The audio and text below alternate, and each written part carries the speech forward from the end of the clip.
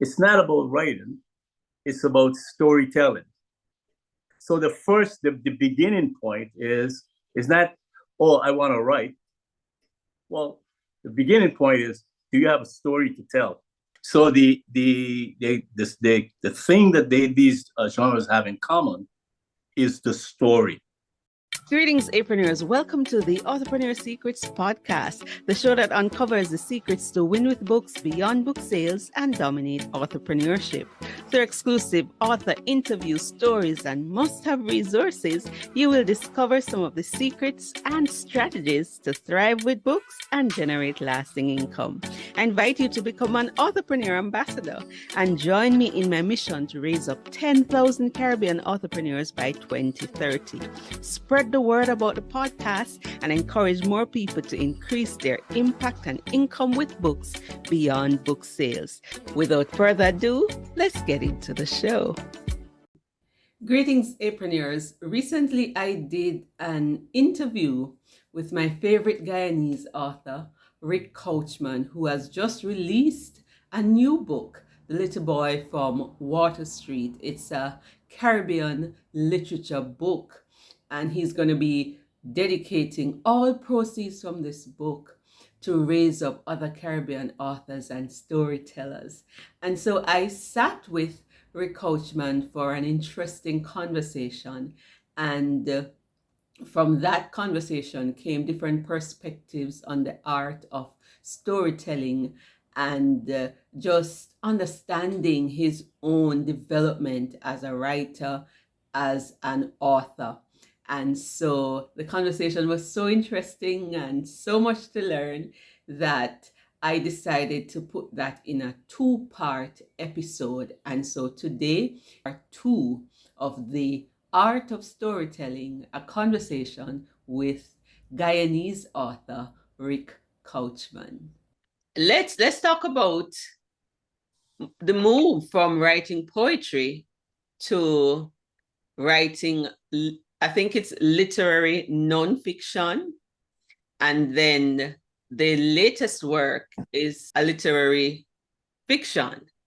And so I'm wondering, did you, as you use the term, step outside the universal in the last set of books, or was it just continuing the trajectory? I'm asking a lot of questions, but give us a drop to that phrase, because I borrowed it for the last book, and I noticed in The Little Boy from Water Street, you also have it in the book description and in the book. That phrase, stepping outside the universal, what does it mean? What's the story behind that?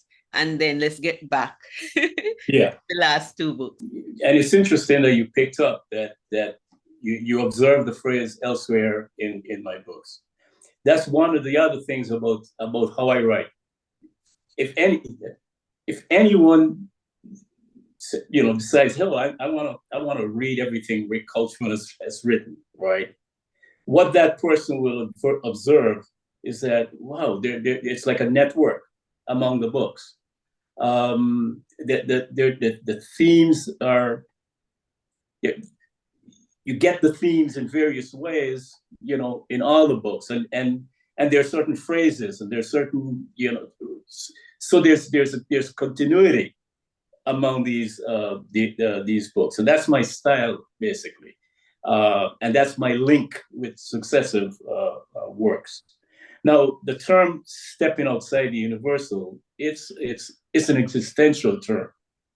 It's not simple. It's not as simple as moving from poetry, from so-called nonfiction to fiction or anything like that. It's deeper than that. It's an existential thing. In that, well, first of all, let me say where it's not original with me. I got that from Kierkegaard, the Danish philosopher and theologian, who happens to be my favorite theologian and philosopher, basically, who has influenced my own journey significantly. And I got that when I was reading one of his books, Fear and Trembling, which is also another term that most people who know me, I tend to use quite a lot, and Fear and Trembling, and in that book he talks about Abraham, who was commanded by God to slaughter his only son, and and everyone knows that story. And then I remember one time I was asked to preach at a Sunday service here in the United States, and I chose as my text that particular story of Abraham, having to being instructed to slaughter his son, and I'm using the word slaughter because of my my background in Hebrew studies. The word that is used in that context is sort of, it's a lot deeper than the mere kill his son. Slaughter, it's like you slaughter an animal, basically, for sacrifice back in the day. And so Abraham is confronted with this thing. Now, in the Bible, Abraham is presented as a man of faith, basically. And so reading the Bible that way, it would seem as if that, like, no conflict, boom, God said it, boom, I'm going to go do it, basically. See, I refuse, from my standpoint now, as I'm considering the story, and I remember I went to my daughter. She was a toddler at the time, and her cousin, who was spending the weekend with us. And I said, let me get a child's perspective on this. I said, Kara, if God were to come to you, let's suppose you have a son or a child, and God comes to you and says, Kara, I want you to kill your child, sacrifice your child for me. What would you do? Kara looked at me and said, what? God will never ask anybody to do anything like that. That's not of God. That's of the devil. That's the devil trying, right? And I remember she had her braid, or fake braid, and she just tossed it aside, stooped, and walked away, And I'm like, yeah. And so I'm going to be talking to the congregation about that event. And basically, I put myself in that place. And if that were me, oh my goodness, that is like standing at the abyss, basically. And that's a tough decision to make. And making that, and having to, so forget Abraham's faith and all that, It's easy to have faith. Oh, I have faith in God. Boom. Then that's no test, really. If you just, yeah, I'm going to do it. Boom. End of story. What about that inner conflict as a human being? So I'm speaking for myself. I'm like, damn, that must be. Imagine I'm being asked to do that, to sacrifice Kara or Robbie or Imani. I'm like, that's standing at the abyss. And to be able to do that, to be able to say, yes, I'm going to do that in the face of that sort of conflict, inner conflict and turmoil, because I'm being asked to slaughter my child. Are you kidding me? And then I got to make a step. I got to make a move, right? And I decide that I'm going to do it. That is stepping outside the universal, because now, so imagine now Abraham going to his wife and says, hey, love, guess what? God told me to kill Isaac, and I'm gonna go kill him. No, okay, let me say not Sarah, because Sarah also has this sort of unmitigated faith in God. It's like, boom, yeah, go do it. But imagine, I'm going to Robbie's mom and say, you know what? God told me to kill Robbie. Gracie's going to be like, are you out of your mind? Right? Or I go to someone else and say, God, are you crazy? Right? Now, that's the stepping outside the universal, the thing that nobody would do, the thing that nobody expects you to do, the thing that is beyond convention, the thing that is beyond anything that is sensible and, that kind of stuff. That's what it is. But then it's more than just that.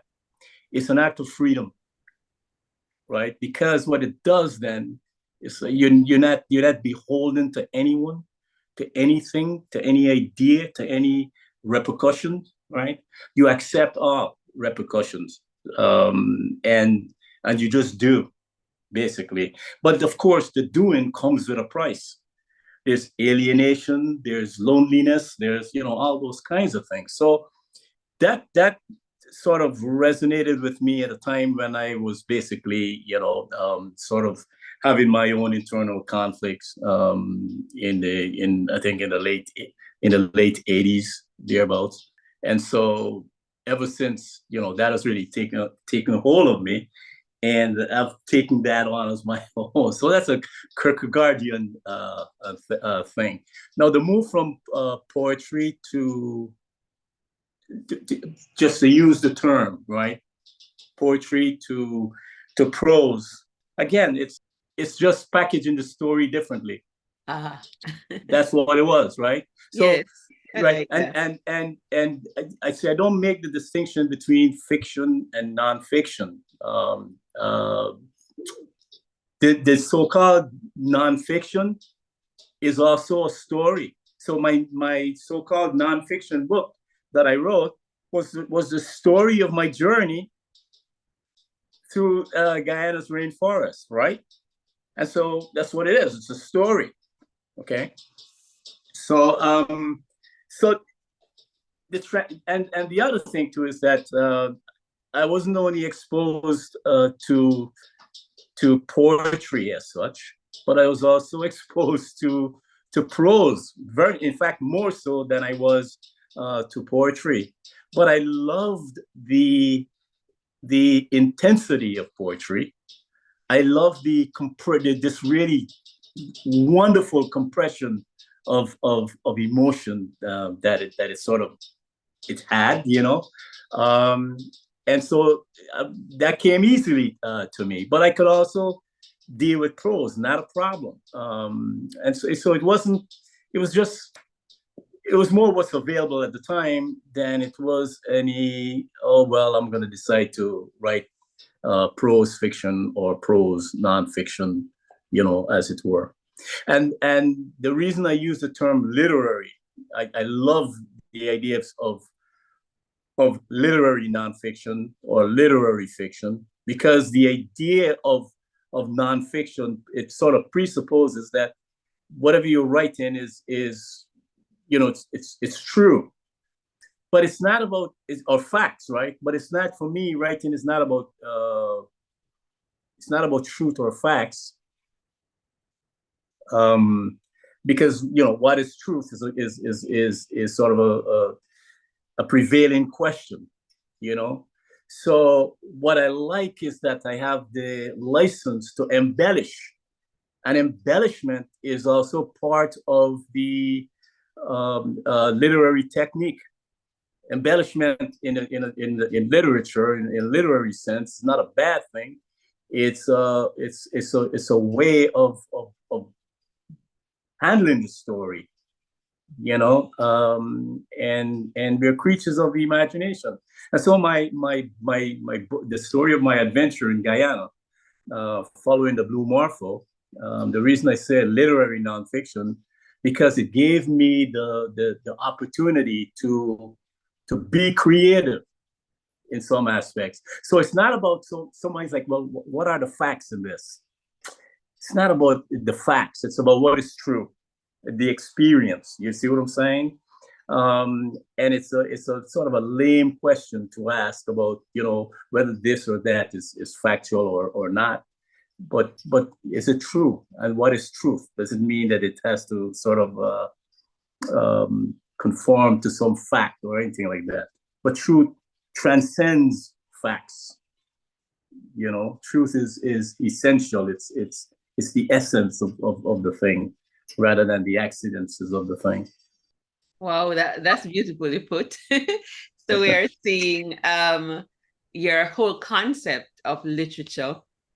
It makes it easy to move from one genre to the next because it's story driven. The And story. it's It's just the the story, expression of it, the form that it takes. And right? I'm learning, as usual, sitting at your feet. I am no Gamaliel. Well, on my writing journey, you played a significant role. And so I'm sitting at your feet and I'm loving that because it now makes it less overwhelming. Because as you often say to me, you're from a story-driven culture. So it's already in you. You have the background for this. So my fear of writing, fiction, and I can't do this. And you're like, but you are from a story-driven culture, and you've been reading novels, you've been reading stories from a child, so you can do this. And so I really want to thank you for that perspective, and I believe it will help our listeners or our viewers to make the leap so that writing doesn't seem as overwhelming and just I can't do this. So you've simplified it. That would help somebody to cross that threshold of fear to at least attempt it, how it's just a matter of the form. And so I like that. May I simplify it even further? Yes, please. Okay. Go right So ahead. you talk about someone, writing. It's not about writing. It's about storytelling. So the beginning point is not, oh, I want to write. Well, the beginning point is, do you have a story to tell? See, it's not about writing because not all storytellers are writers. Not all storytellers are writers. See, thank God these days for the ghost, the so-called ghost writer, right? Who can sort of hear your story, you tell the story, and that person can sort of do that. For someone who has not been formally trained in the craft of writing, that person then is at a disadvantage as far as quote unquote writing is concerned. Because remember, right, it's about writing, putting words together, and constructing words to make some kind of sense. So the person who doesn't have that training, but who has a good story to tell, then is at a disadvantage. But thank God, as I said, for the ghostwriter. So somebody who has a story to tell, and we all have stories to tell. Somebody who wants to tell his or her story can feel encouraged that, you know what, the fact that that person has no formal training in writing, or maybe lacking in some of the essential skills in the craft of writing, should not feel that they're left out of the equation. Should not feel that he can't be a part of this group, or she, so there is that opportunity to have your story told. So it's not about writing as such, but we come back to it again. It's about storytelling. Do you have a story to tell? Then tell that story. And if you yourself can't write the story, tell the story to some expert who can write it down for you, an amanuensis, so to speak, right? And get that story published. It's still your story, even though you might not have put the pen to paper, but you sort of crafted the plot and everything, and so there you go. So the notion about I'm a writer and it has to do with that can be daunting and intimidating, but it doesn't have to be. If the person is skilled at it, then okay, that's a plus. then you don't have to get someone else to do it. But if you're not, it's not the end of the world as far as telling your story is concerned. So the starting point and the end point is always the story. The writing, the craft of writing is just a mechanism for getting that story down. Does that make sense? It makes perfect sense. I love it. And like you said, it takes out the intimidation out of it. You have a story to tell, you can tell it yourself or get someone else to tell it for you. And so focus on the story. So that would mean even if the person is quote unquote illiterate or they are unable to read, they have a story to tell and somebody can write that for them. And so that's actually part of what we do and what I encourage, that you don't have to be like Shakespeare. Do you have a story to tell? So I'm happy how you just connected that and made it easier, because one of my goals is to raise up 10,000 author entrepreneurs by 2030. So how are they going to do that, if they're intimidated by writing? But you can get those stories out because everybody has a story. Everybody has a story. Yeah, just help people tell their stories. So thank you so much. That was beautiful and very inspiring. All right, so let's do it. Let's segue into your latest works. I believe I was one of the first to purchase it, The Little Boy from Water Street, and it's very interesting.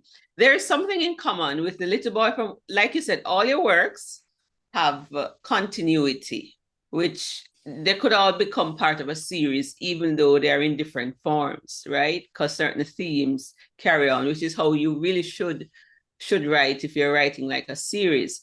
Now, Finding the Blue Morpho, in the description, it really is about, and in reading it, and I've read it several times, it's really about chasing a childhood dream and seeing that materialized. And you took that walk, I think you were 59 at the time, a walk across Guyana, chasing the elusive Blue Morpho on that journey as well. Now, we get to The Little Boy from Water Street, which is also focused on a child. And in the Guyana Graphic 2018, when you did your interview or your write-up there, you said, your first memory as a child was the experience of contradiction, the observation of intense rage and violence in 1 minute, and tenderness and compassion immediately following. And in that moment, you also received a glimpse into the human soul. You saw the human individual at her or his worst, at his or her best. You watch only and cast no judgment.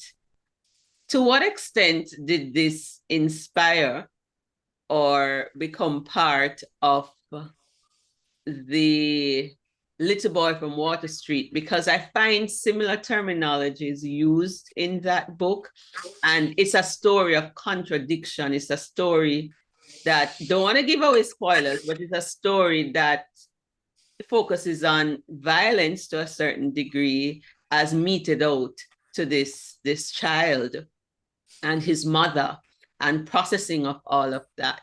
Talk to us about The Little Boy from Water Street and how your own childhood even played into that, based on what you stated in the Guyana Graphic.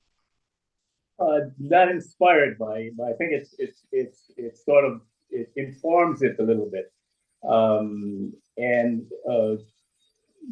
Coming back to the whole thing about stories, every interaction we have, every event, every experience, and as we're processing things, we are we are constructing stories, or beginning a story, constructing it, putting it aside. Like for example, I remember some years ago I was on the subway, and there was this woman who was walking through the train, and she was pleading spare some change, spare some change, please. She's begging, asking for money. And so that's my experience. And I see this woman. I see how I have a description of her in my mind. And so my mind is asking me, so I wonder where she came from. I wonder where she's going. I wonder how many people are going to respond to her, right? So basically, what started happening was that a story started to take shape, right? What I have immediately before me, and then what my mind is sort of like adding to it, adding to it to sort of expand the story. And so that's where it begins. And so my childhood experience is pregnant with these little events, as it were. That which I've personally experienced, that which I've observed among my friends and peers. So these various episodes in my own personal experience and in the experiences of others, as I have observed them, basically inform my works. And so the little boy from Water Street is actually what's the inspiration for it came in 2016 when I was, or 2014 when I was visiting my country for the first time in about 30 years or so. And I was staying with my half sister, and there was a next door, her next door neighbor. There was a little child who was standing in the doorway, and he had his finger in his mouth, and the tears were streaming down his face. And I had my camera out, and I was taking photos at the time, and I zoomed in on him, and I captured the image of his standing in the doorway, really beautiful looking boy, and the tears welling up in his eyes, his finger in his mouth. And that was the inspiration for the story that started to take shape in my mind, because I'm asking all the question, why is this little boy crying? What's going on? And basically the area in which I was staying, it was a poverty-stricken area.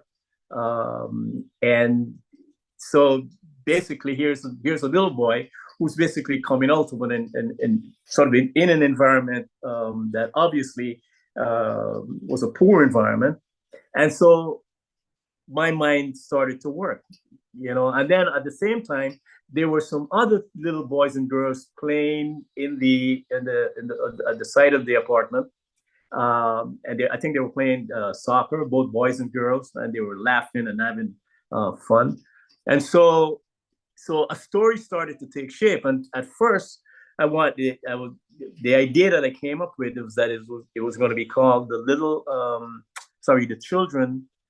children of Bagotstown or something like that, right? And it was going to focus on a few boys and girls in this particular village. So that was in 2014. So this story started taking shape since then. And I actually started it, wrote a number of chapters, and then I put it on hold for a bit. And then when I came back to it, I decided to sort of focus on one character rather than a group of boys. And with the image of this little boy in my mind, this boy who was standing in the doorway, his eyes welling up with tears. And so that was the inspiration for this story. That's how it started. But I can't say much about the story now at this point, because as the author of the story, I am now disconnected from it. And I'll tell you why. It's not because I'm rejecting it. Now that the story is done, and I've read the story about 15 times. And so what has happened is that I've become like you. I've become a reader of the story. like anyone else now reading the story. And so I don't have the connection with the story anymore as its author, but I'm also part of the reading public, so to speak. And so my take on the book now is absolutely different from that connection, from the author connection with the book. And so, like everyone else, it was the last time I read it, I'm like, wow, this is a love story. Just like that. I'm like, wow, this is a love story. Now, that's not the author speaking. This is the reader speaking, and that's the beauty about literature. And some of the things that I read there, so like, wait a second, did I write that? You know, Yes. like one of my I discovered that one of my favorite terms in the book was when the narrator in the story says, refers to the little boy, the main character, Hans, as little Prometheus or young Prometheus. now that's coming to that now as writer. That's Rick for you. That's again the illusions. That's how my mind works. And so as a reader now, I'm like, whoa, young Prometheus. Now I'm already familiar with the story of Prometheus, and I get it. As the author, I didn't get why I would use that phrase, young Prometheus or little Prometheus. No, that just came naturally like that. But as the reader now, the significance of it, I really began to feel it, And so I'm enjoying the book more as a reader than, sort of working on it as the author. I personally find the book fascinating.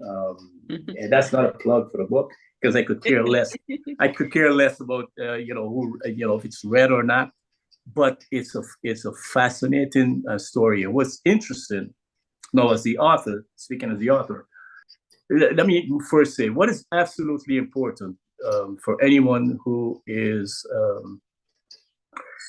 looking to write or to construct or to tell their stories.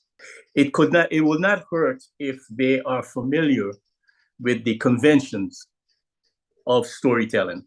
It wouldn't hurt. They don't necessarily have to be familiar with the conventions of storytelling, because as a kid growing up and hearing stories, back in the day at around 6 o'clock, when everybody's done with work and had their supper and just getting ready to retire for the day. What would happen is that on most occasions, people would congregate on someone's doorsteps, and what would happen is that's the time for storytelling. Jumbie stories, or duppy stories, as we call them in Jamaica, jumbie stories in Guyana. That's the time for these types of stories, or any story for that matter. And I can remember as a little child, that's my most favorite time of the day, because somebody's going to be telling a story, usually the adults, right? And so they told their story without regard for any particular storytelling convention, right? Now, let me go back to what I was saying. As a storyteller, I'm not saying as a writer now, right? As a storyteller, because writing is just, anybody else could write that story for you. But as a storyteller, it would not hurt if you understand the conventions of storytelling, or the conventions that sort of helps us to sort of understand the storytelling process. Like I said, it's the person's not bound to understand the conventions or to know the conventions, but it can't hurt to know them. And what these are is basically understanding, that like Aristotle is the one who came up with this, the Greek philosopher, and which in the Western world we now sort of adhere to as the sort of litmus test for whether a story meets certain standards and so on and so forth, right? So it can't hurt to know that convention. It is helpful. Like understanding, plot, understanding setting, understanding character development, understanding conflict, those kinds of things. Thank God for Aristotle, who sort of broke it down in that way. But again, it's not absolute, right? Those are helpful conventions, and it's good to know.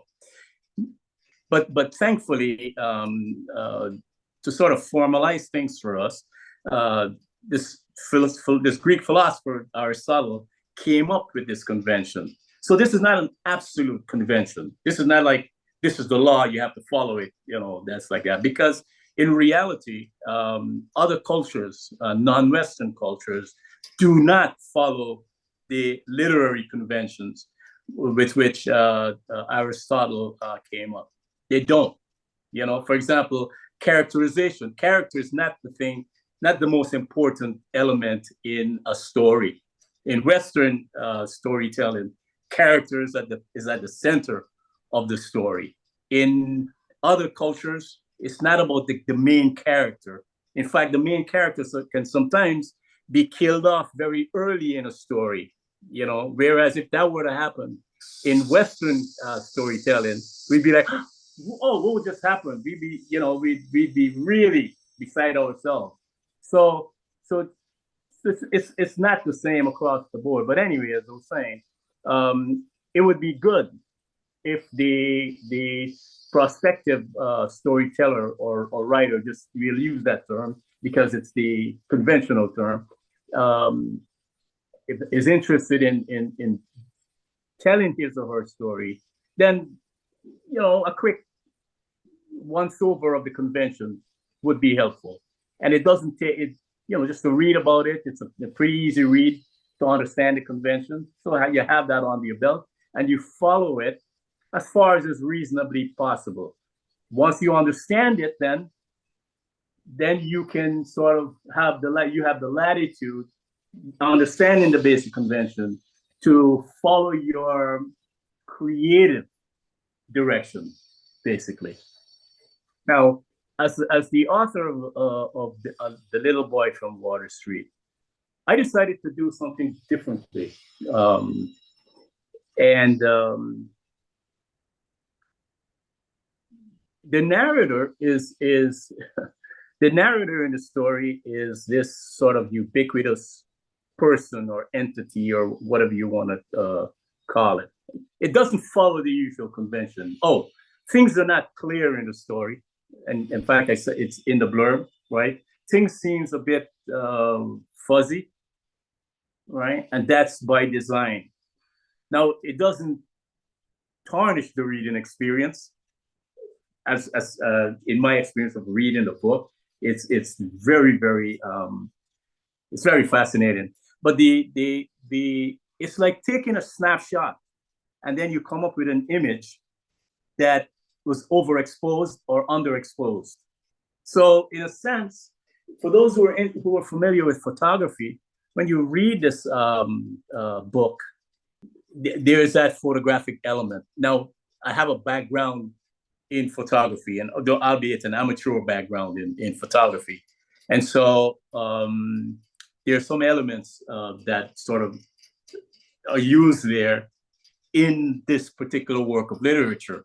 So it's a pretty interesting and fascinating technique that is being used, as it were. And it's not novel in the sense that I don't. It's just another technique. I don't claim ownership of it as it's like it's original with me or anything like that. Maybe somewhere someone else might have sort of done that, and that's fine. The thing is that we have as humans, we have this spectra of processes and ideas and techniques and forms available to us that it's like this wide open ocean for us to sort of float in and take whatever is there available to us to use for our particular purpose. So I found that and I decided, hey, but it's not mine, it's just available. I used it, and we shall see the response to it. You're really talking to us about creative storytelling, the art of storytelling, and the forms, because you painted a picture in terms of your own poetry that these are really narrative poems. So you're telling a story. So whether it's fiction or nonfiction, you're telling a story. And essentially, the viewpoint you've expressed, although the reader will have their own interpretation of the little boy from Water Street, you're saying as a reader, you came to the conclusion that this is a love story. And having read the manuscript myself, in its early stages and at the end, it really is a love story about a little boy's love for his mom. when you look at it. And you talked about the fuzziness, and in the description of it, you describe it as a psychological novel, and it is. So for the counselors, you may want to take a look at this as we talk about the fuzziness and the different thing. What came to me was about dissociation, even with this being. So we're not giving away spoilers because you still have to read to get the details. But you come away with different things. And so this is another way to tell the story. And you said that it was inspired earlier by seeing a little boy cry. And that makes sense now, because one of the songs in the book, is about don't let the children cry. And in my review, I spoke about that, sharing with you that I think what sums up this book is don't let the children cry.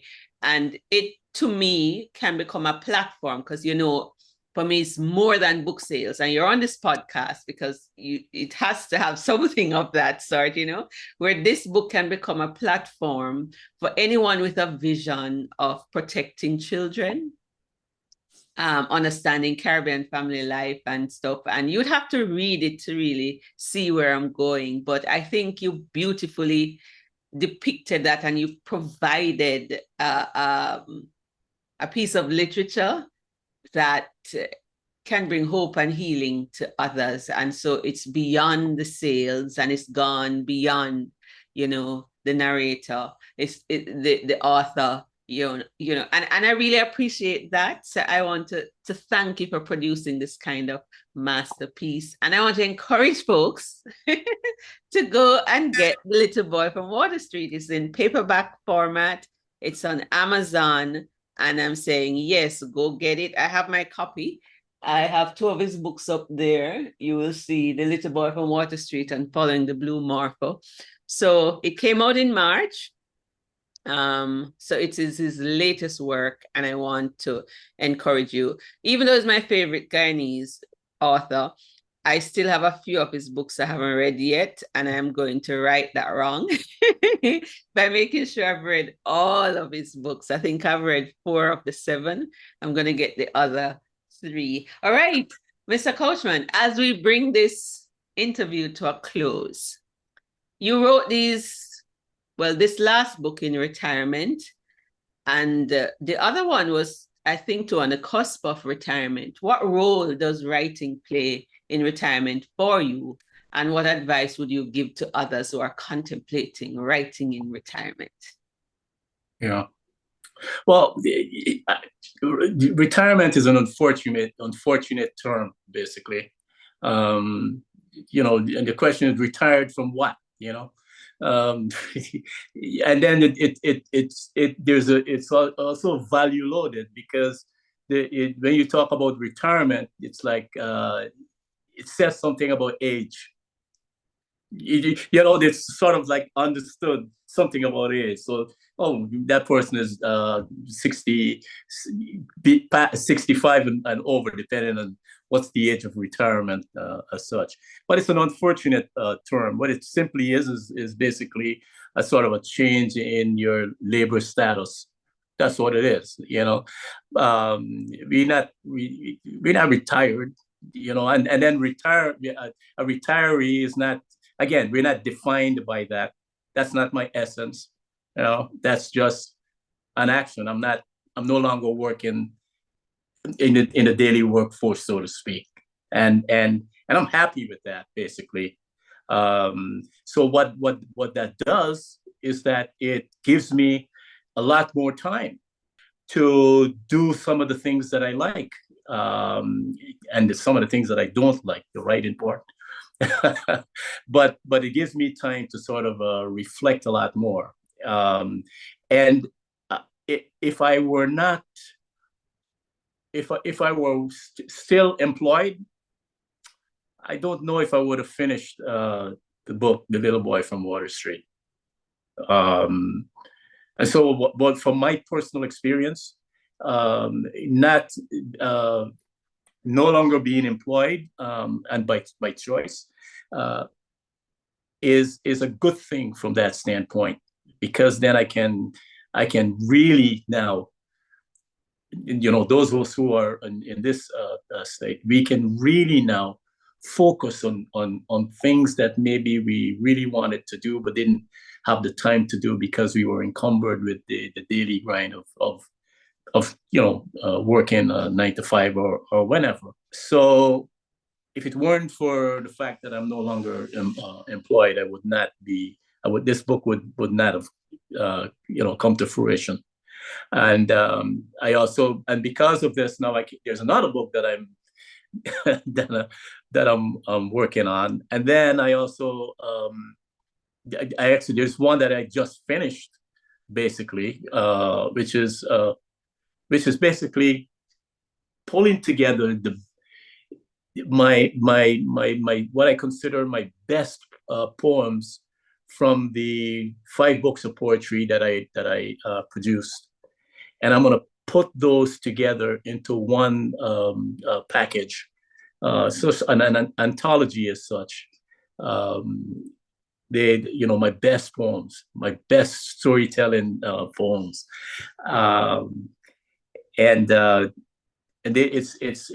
should be released soon. The title of that is a Requiem for Shira.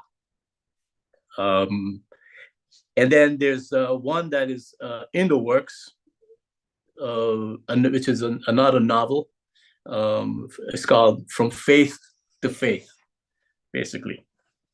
Now, from faith to faith is a biblical term, and again, now I make no apologies for the fact that I am channeling my influences. Like I said, I was heavily influenced by Christianity and Hinduism and Islam, and so it's par for the course, basically. Now, this doesn't mean, though, that my books are religious books. No, not by any stretch. Anybody can read my books.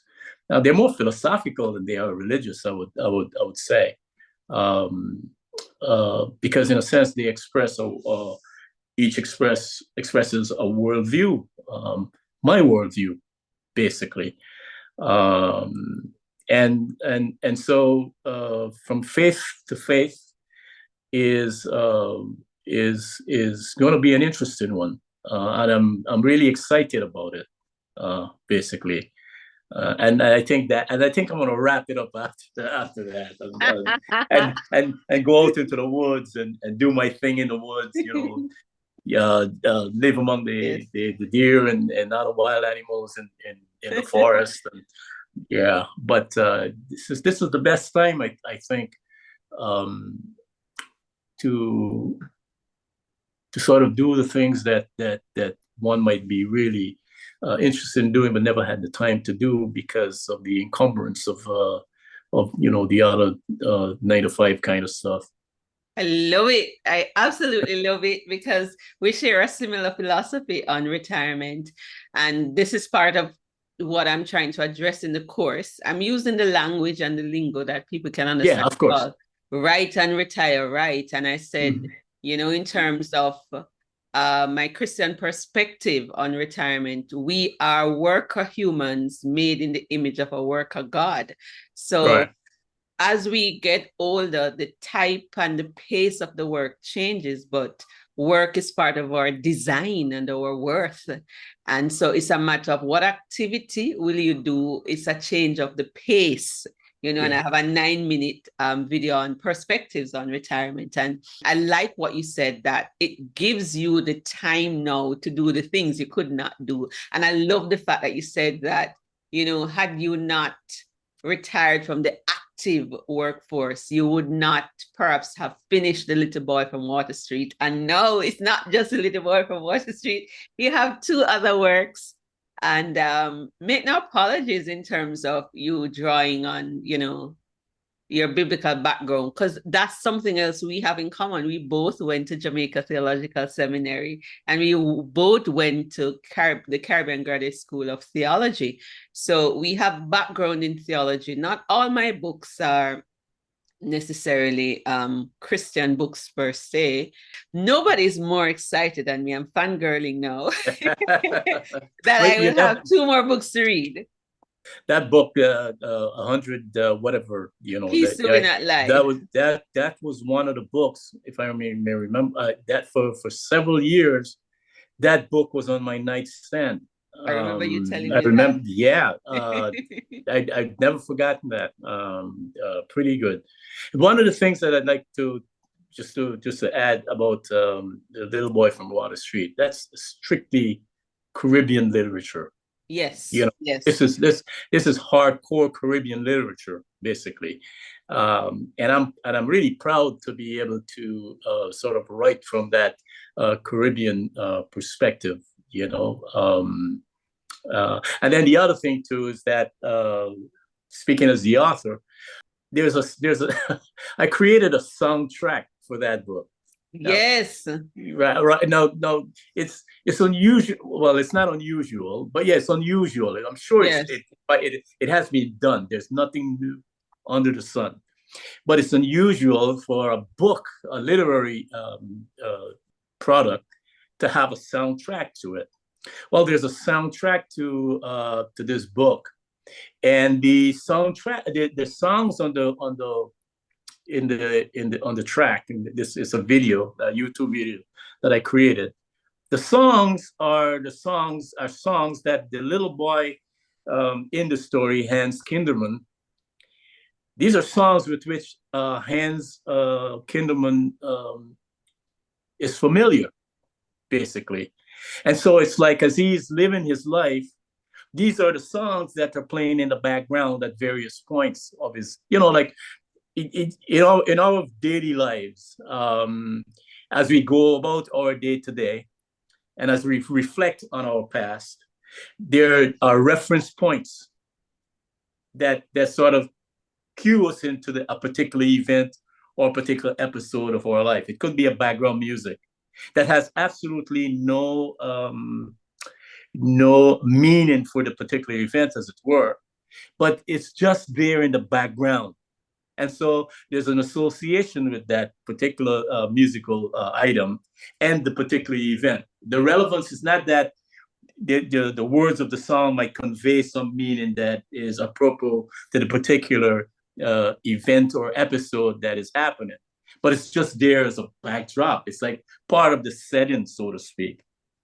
And so what is interesting is that I sort of led, you know, the muses got to me to sort of create this soundtrack that sort of goes in tandem with the story. And what is interesting is that 5 of the songs in the soundtrack, I think there are like 12 songs on the track. 5 of the songs are either directly referenced or sort of like tangentially referenced, sort of, you know, as it were. So when I remember when that came to me, and I played it back, and after having read the story 15 times, and I'm playing this thing back, and I'm like, whoa! What it did for me, it extended the reading experience. Now,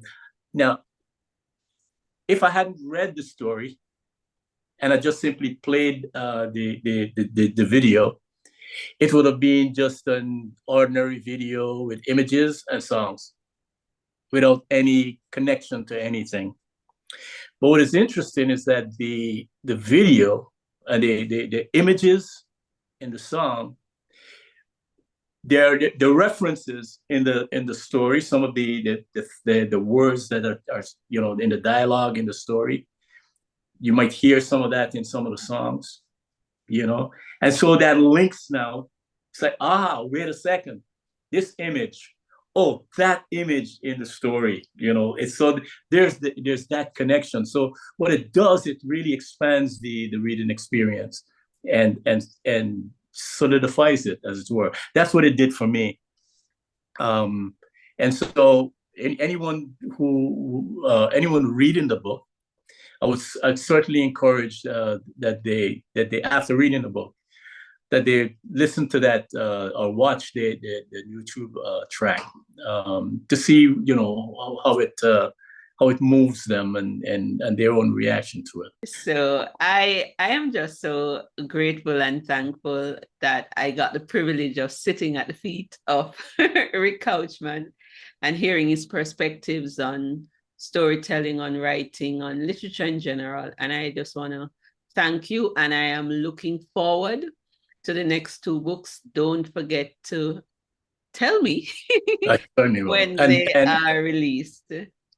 And one very important thing is that the proceeds for this book in no way is going to benefit me. That's not my intent. Oh gosh, yes. I am basically at some point handing over. I'm not going to say much about it, but it's in the works. I'm handing over the rights to this work to benefit some an organization that is involved in helping emerging storytellers tell their story. So this I want no benefit from it. I'm good. I'm fine. But hopefully this can be in some way a little drop in the bucket to further the work of encouraging budding Caribbean writers, especially because that's where we're from, and of course beyond. But to help them to sort of get involved in their storytelling enterprises. You just made my day, and you just validated your presence on this podcast. Not that you needed that. All right, so this is a dream come true, because one of the things that led me along this pathway is to use books to push a vision, and we want to raise up more Caribbean entrepreneurs. So hearing that the proceeds from this will go towards raising up more Caribbean authors and storytellers is perfect. That is true entrepreneurship for me. So there is income and there is impact. And so I want to congratulate you, Ric Couchman, on just doing that. It's not the first you've done it, because your first book, all proceeds from music from outside Universal went towards Robert Louis Stevenson School. And I think the same thing for Finding the Blue Marble, proceeds from that a charity organization went to a charity organization. So Guyana. Yeah, it's a thing with you, and it's a thing for me. And you have just blessed my soul with that.